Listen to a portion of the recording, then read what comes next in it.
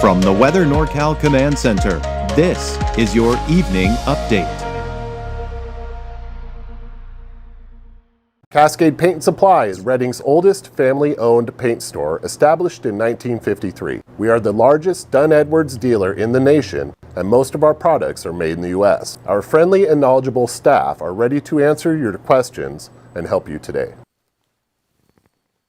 Well, who's ready for the weekend? It is almost here, but hopefully you're also prepared for the fact that we've got a winter storm heading our way. And this is going to impact some of your plans, especially if you're going to be traveling. There may be some problems with chain requirements. So we do have the lower snow levels this weekend and going even into next week as well. But there are going to be more travel delays and chain requirements. So here's the deal. Here's what I want you to do. If you've got travel plans tomorrow, here's what I recommend that you do. What I want you to do first and foremost is you go to weathernorcal.com. You go and scroll down and you click on where it says road conditions. Now this will take you to the road conditions page. Scroll down here and this is where you can start, is with Quick Map. Click on that and it'll actually take you to the Caltrans Quick Map site where all of the chain requirements are. Now, if you want a quick look at the cameras, this is a really great site here, because what I did is I kind of pinpointed a lot of the hot spots, a lot of the spots where people are really going to need to know what those road conditions are looking like.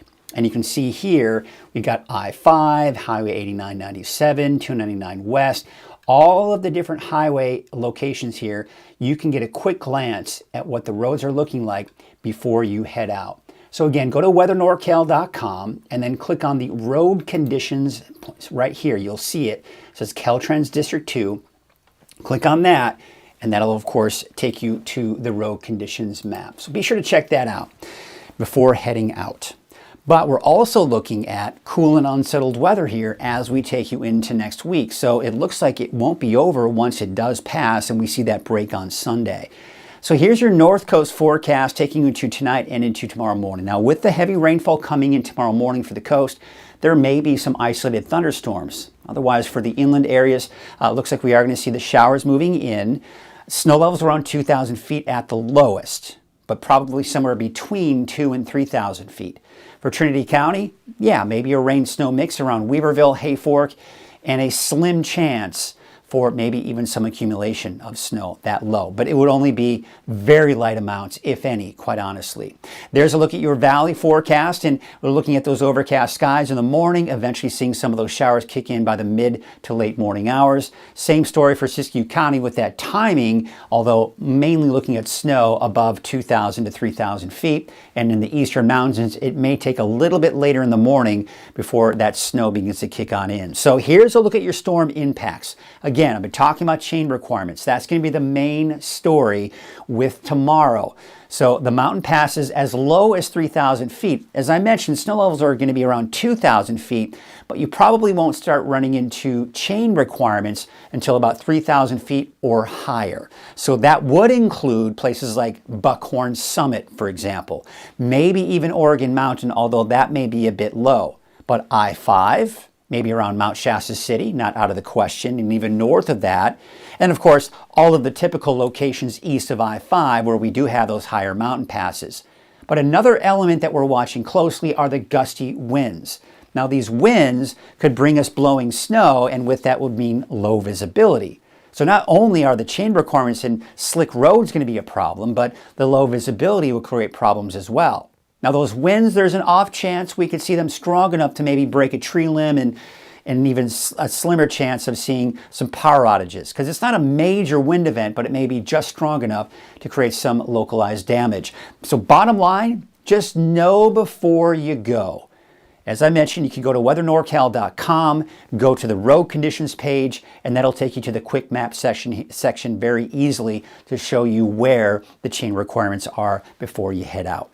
This is a look at our satellite image here. Unfortunately, earlier this morning, there's a lot of data missing, so you can kind of see that. But this is the area of low pressure spinning, colder air kind of being reinforced, and that's all going to be diving down to the south and to the east. So it's that cool blast of air right here that's going to help to support those lower snow levels. But on top of that, also some colder temperatures making their way to the forecast as well. So let's take a look at Futurecast and walk you hour by hour. This is looking at 6 a.m. tomorrow morning. So where we're going to see the heaviest snow will mainly be in Siskiyou County and west of I-5 at this point. This is at 6 a.m. So a lot of you probably just be waking up. You see some of the heavier rainfall, maybe an isolated thunderstorm for parts along the coast here. And there you can see the snow. Now, what we're seeing here, there's the Highway 299 corridor. You see how it's all mainly rain at this point. So I don't anticipate there to be any major snow issues on Highway 299 west of I-5, but it will be wet. And also that heavy snow off into the higher elevations. Now, we take it about 9 a.m. on Saturday. Now we're starting to see some rain hitting the valley. Could be a brief period of heavy rainfall for some around Redding, maybe even Red Bluff. We're seeing some pretty heavy snow just south of Hayfork. Once again, I'm seeing the Highway 299 corridor here. I'm seeing mainly in the form of rain. Looks like Buckhorn Summit, which is right around that Shasta-Trinity County line, looks like the snow is trying to make its way onto the summit itself right there. So, you know, Buckhorn Summit, that is. So there is that potential that we could be looking at some snow there sometime in the mid-morning hours on Saturday. Now, of course, we're seeing all that snow off to the east as well, through the noon hour as well, but it's already at this point, as you can see, it's beginning to start to taper off at this point. You can see the heavier rain, the heavier snow now over the Sierra at this point, and we're seeing these isolated showers and snow flurries in the higher elevations. 3 p.m. on Saturday, you see how it's beginning to break apart. It's breaking apart even more on at 6 o'clock in the evening, and by 10 o'clock tomorrow night, it's all pretty much gone. And then we take it through the day on Sunday. It'll be a dry day, just some high clouds moving in advance of the next storm system. But I will mention about this storm. You can see how it's approaching. I think places like Siskiyou County by Sunday night into early Monday, we'll see some showers kick in. We'll also see some along the coast and in Del Norte and Humboldt counties, maybe even Trinity County and eventually Modoc County as well. But to the south of that, especially in the valley, should remain dry as we go into your Monday. All right, let's take a look at your forecast rain totals, and not very impressive at all. I mean, you can see here the estimates are only a few hundredths of an inch of rainfall. Now, I think there are going to be some localized areas that could see a tenth to maybe 2/10 of an inch of rainfall as you see a brief downpour, but otherwise, overall, it's not going to be a lot of rainfall. It's not a heavy water producer, but what it will be, because it is colder air, those snowflakes will be light and fluffy, and that allows us to see more snow, not more snow, but higher amounts of snow, and we're talking several inches of snow. Now, especially over the higher elevations, that's where you're going to start running into the problem. So we look at the forecast snow totals here, the estimates.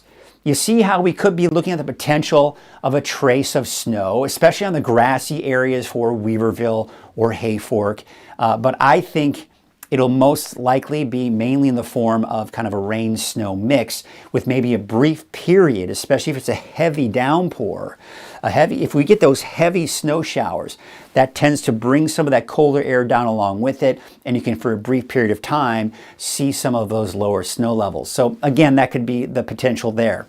Meanwhile, we take you off to the east. See how it's not very much. In fact, it's a little bit less than the storm we saw a few days ago, with Bernie most likely only seeing a trace to maybe 1 to 2 inches, right? There's Alturas and Aden, kind of the same situation there. There may be a little bit more out towards Mount Shasta City. Now, that is for Mount Shasta City, not the ski park. The ski park will obviously see much more than this.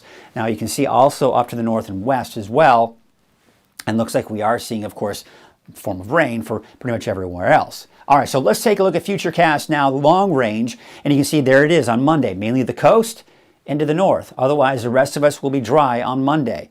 Then we go into Tuesday, a fairly weak system passing through, especially to the north. Tuesday to Wednesday, we have a stronger system moving in. Snow levels, keep in mind, are still going to be around 2,000 feet or slightly higher. And then for Thursday, again, maybe another round. That could be the case. Looks like Thursday night into Friday. Looks like Friday seeing potentially some heavier rainfall. And then it looks like as we go into that next weekend, maybe a little bit of activity as well. So you get the idea. This cooler, unsettled weather pattern is coming in. One storm after another moves in. However, we get these little breaks in between. And none of these storms, minus of course the one near the end of the next week, look to be all that impressive. We do have better chances of seeing rain in the forecast, and look at that colder air.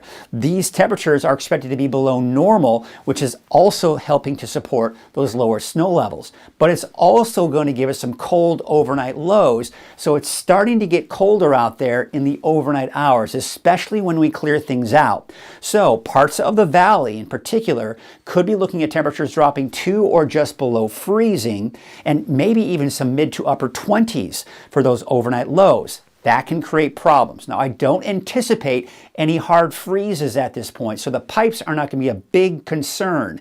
But it's maybe a reminder that, hey, you know, if you're up to it, you might want to think about winterizing your home by maybe insulating those outdoor pipes.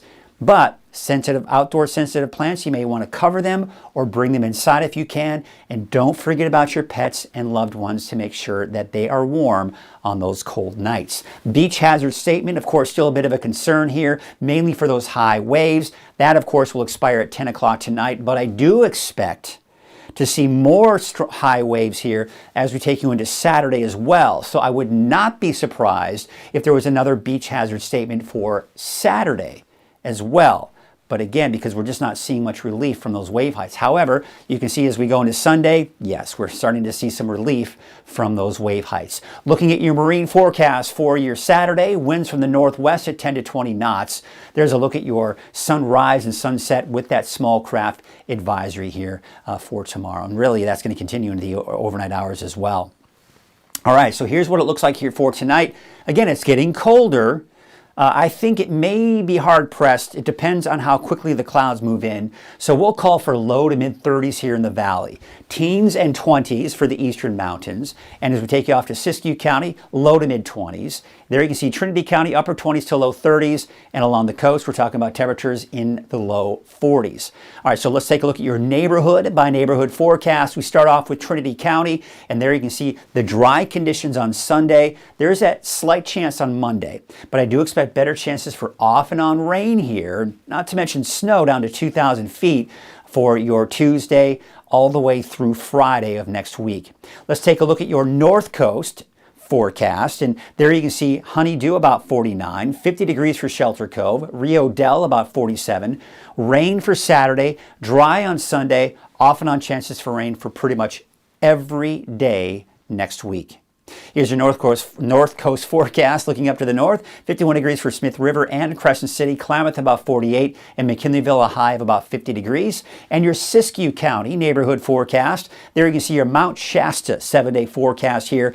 2,000 feet for Saturday, dry Sunday, off and on chances for rain and snow for Monday through Friday of next week. Your Modoc County neighborhood forecast, also looking at the chances for rain or snow, that is, through next week. Those temperatures are going to be on the cool side tomorrow, only getting up to 30 in Cedarville, Fort Bidwell. Boy, you're not getting much warmer with a high of only about 32, and Alturas about 35 degrees. Here are your Eastern Mountains forecast, and there you can see temperatures also quite chilly, only reaching the mid to upper 30s for those daytime highs. Dry on Sunday, chances for off and on rain and snow depending on your elevation here throughout all of next week.